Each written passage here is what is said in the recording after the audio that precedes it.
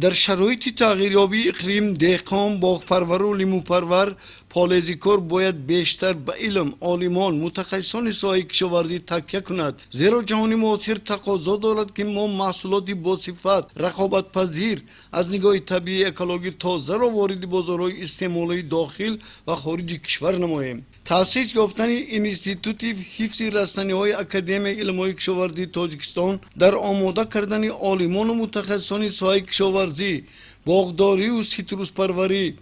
وسعت بخشیدن مبارزه ضد حشرات زیان‌آور نقش ارزنده گذاشته می‌تواند. در قیده‌های زمین خواجگی‌های دهقانی میرزا و بحرالله از جماعت دهات استقلال ناحیه جیهون که بیش از 7 هکتار زمین کارم آبی و للمی را در اختیار دارند،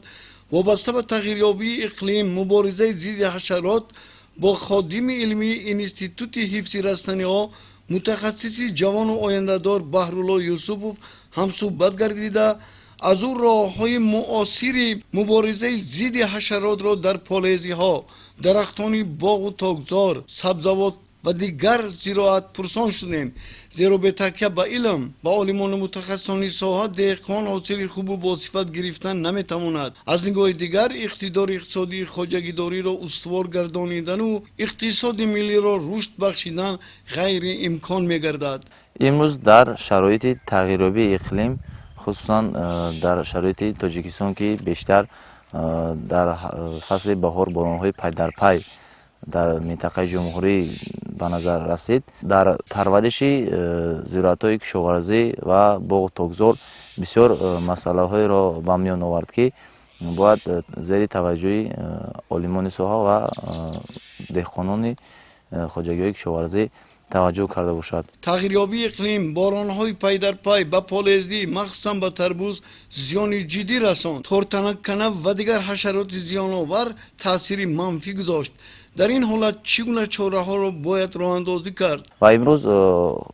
خادمان علمی انستیتوت حفظ رسانه و اکادمی علوم کشاورزی در یکجایی با دهقانان خواجگی‌های دهقانی توصیه و کاربری می‌نمایند که تا اینکه از حشرات ضرررسان حفظ کنند زراعت کشاورزی را و در بلند برداشتن حاصلناکی و صفت محصولات سهمگذار باشند. درختان دانکدار میوه دهنده نیز در شرایط تغییریابی اقلیم دچار هر گونه کسلی‌ها گردیده طعمه حشرات زیان‌آور می‌شوند. توصیه داده می‌شود که هنگامی در دوره زمستان به دوره نشونما، هنگامی کرختی درخت کارکرد کیمیاوی را حتما گذراندن لازم، چون که در فصل زمستان حشرات، تخم حشرات در پوست درخت، در زیر پوست درخت جایگیر می شود و هنگام بهار بروقت که درخت بیدار می شود به نشونما آغاز می کند، یک باره تخم حشرات زیاد شده مورد نیست شوی قرار می دهد که این چاره‌های مبارزه بردن را خیلی دشوار می گرداند. به همین خاطر به خواجگی دهقانی توصیه داده می شود که در فصل زمستان پرپارات‌های سی، پرپارات‌های دنوک، پرپارات‌های ازیدورو، یعنی اینها پرپارات‌های روغنی نباشند که هنگامی در درخت چسبیدن